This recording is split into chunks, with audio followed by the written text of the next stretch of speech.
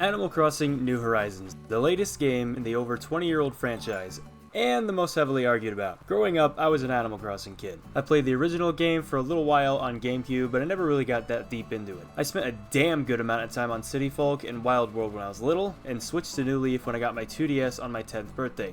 I played the absolute fuck out of that one.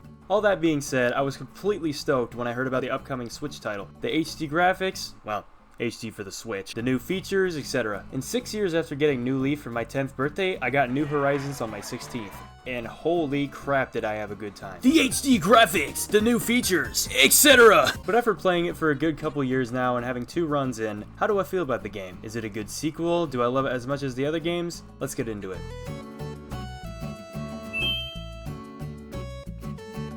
First thing I have to talk about is the graphics. This game is beautiful. Look how detailed these fish are. Look at the reflective trees in the rain. Look at how well made this furniture is. But a complaint I have with this is the 30 FPS cap. Man, shut up! I know the Switch isn't the most powerful console, but if we can get this to run at 60 FPS, I think this can as well. This doesn't usually bother me too much, but when I play a game on my PC at 80 plus FPS for a few hours, and then change the New Horizons on my Switch at 30 FPS, sometimes it legit gives me a headache. This is just a personal preference and doesn't really take away from the game as a whole, but still. 60 would be nice. And no, I can't just emulate it. Thanks, Nintendo.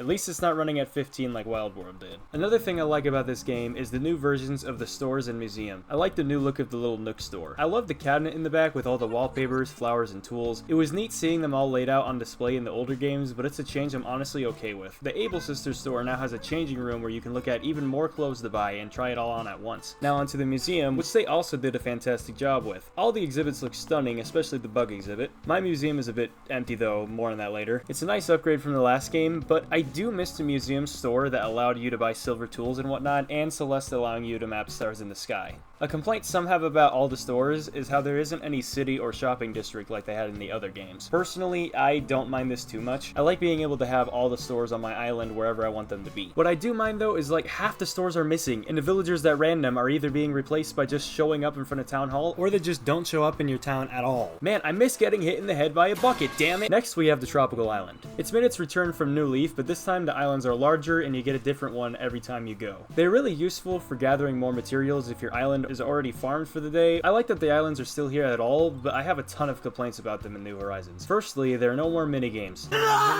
The tour timer minigames were one of the best parts about New Leaf, and it was immensely fun to grab a whole group of friends and compete over who can catch the most sharks, or who can whack that weird robot lawnmower thingy the most. Anyways, another feature missing is being able to go online and meet random people there. This is where I met a lot of my friends from New Leaf, and it would be really cool if people could do the same in New Horizons. There wouldn't be any minigames to play, but it would still be a nice meeting place. Another thing missing is the drop box. This isn't as big of an issue if you have fully upgraded pockets, but still. Next up is the Nook Miles system. People are pretty divided over it, but I kinda like it. I like hopping into the game and doing my usual stuff and getting rewarded for it, and if I get bored, I could just tackle some of the Nook Miles Plus missions. What I don't like is how expensive some of the Nook rewards are. Like, 5,000 miles, man? I got a life outside this game, you know. And while we're here, I need to mention how slow this machine is. Why am I able to buy furniture and have it immediately go into my pockets, but I have to wait for like a 5-second long animation to get a damn crafting recipe? It's alright if you're only getting one thing, but I like to save up all my miles and buy everything I can at once, and it ends up taking way longer than it needs to take. The next thing to talk about is the crafting.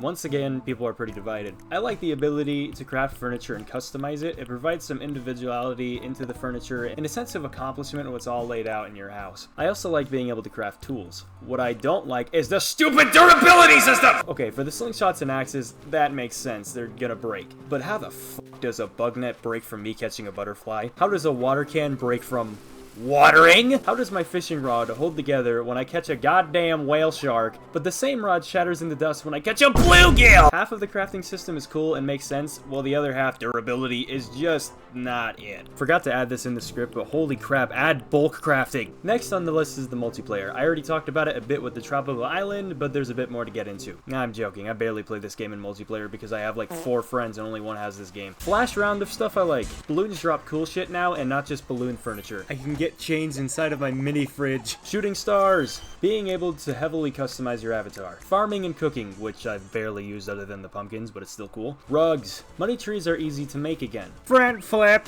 The outdoor Christmas furniture is fucking amazing. Speaking of holidays, there's now seasonal furniture that you can craft. If I'm gonna be honest, that kind of makes up for not being able to buy the seasonal furniture from Tortimer Island.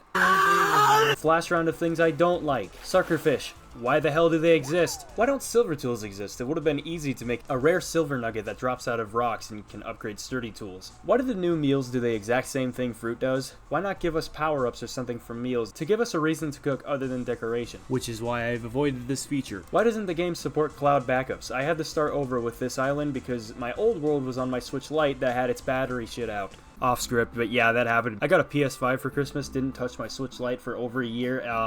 Yeah, don't do that. Next, I gotta talk about the villagers. Now, a lot of people just freaking hate the new villagers. They have a lot less dialogue, they are way too nice to you, etc. Personally, I haven't really had a problem with it. I agree that the villagers from City Folk were more exciting to talk to, but it's not such a big difference to me, at least to be gang-breaking. I like the updated models for all of them, and how they can give you new custom recipes, and they added like 30 new villagers to the game. What I find dumb though is how you receive emotions from them. Where the hell is Dr. Shrunk when you need him?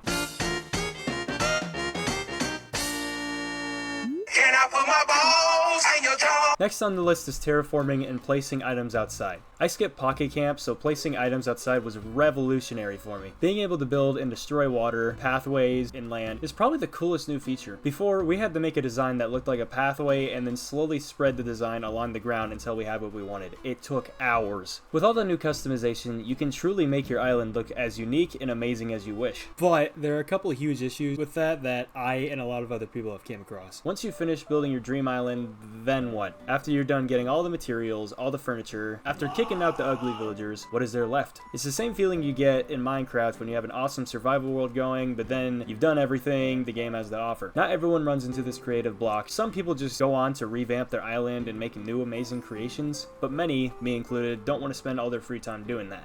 You could say this is an issue with the older games too, but after adding all the flowers and design pathways, it was still essentially the same town. All the rocks were in the same spots, all the houses were in the same spots, but being able to completely reshape your island in New Horizons makes it lose the charm it originally had, along with the connections you might have had to the villagers. The connection that brings people back into the game after months of not playing it to check in on how the town is doing without you. Because of this, New Horizons' greatest feature is also its greatest setback. Lastly is the music. This game's music sucks, man. Okay, that was a little harsh. Now, it's not bad music by any means. I can play the game and vibe with what I'm hearing. But bro, compared to the previous games, the music in New Horizons is weak as hell. When I hear this,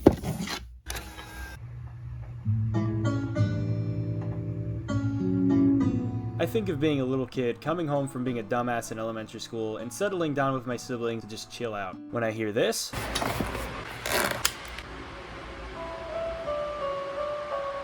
it makes me think of middle school me coming home after a long summer break stay spent with my friends and sitting back with my 2DS on the couch. When I hear this,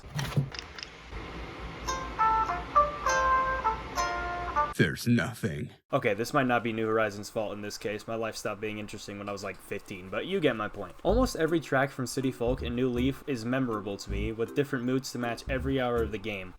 I still get emotional hearing New Leaf's 8 PM, man. There are a couple tracks from New Horizons that stand out, like the one playing right now. But the majority of them sound less like actual songs and more like generic background music. A lot of the shop themes feel the same way. Hell, a lot of Nintendo games lately have been doing this crap with over-generic music, I swear to God. I could have gone into GarageBand and hit AI generate and it would have made something similar to that. The museum got it right though. The dynamic music when you go to different areas is on point. With all this being said, do I think New Horizons is a good sequel? Yes and no. The updated graphics make this game shine, and some of the new features are pretty good. But there are plenty of big things missing, like the multiplayer aspect of the tropical island. A lot of the characters missing did make their return, but they're on a separate island you have to fly to. And the biggest thing missing, motherfucking Dr. Shrunk! Overall, I think it is an okay sequel. It added enough new stuff to the game, but it also left out some of the best from the previous games. Do I love New Horizons as much as the previous games? Absolutely not. City Folk and Wild World had such a charm to them with the music, atmosphere, and sound effects. New Leaf did the exact same, but also added so many new features to remember, like Tortimer Island, the shopping district, and let's not forget the Dream Suite. New Horizons, on the other hand, lacks the memorable music, doesn't have any new super fun features, and just doesn't hit as hard as the other games. But do I think it is a bad game? Once again, absolutely not. New Horizons itself is still a fun and relaxing game that I still occasionally hop on to play. I don't have as much fun with it as the older games, but I still think it's a good game in itself. I mean, at least it's not Amiibo Festival. Alright, that's all. I know this was very different from my other videos, but I wanted to make something unique from my other content for once. Universe Sandbox is draining my soul. Alright, see you next Monday. Have a good one.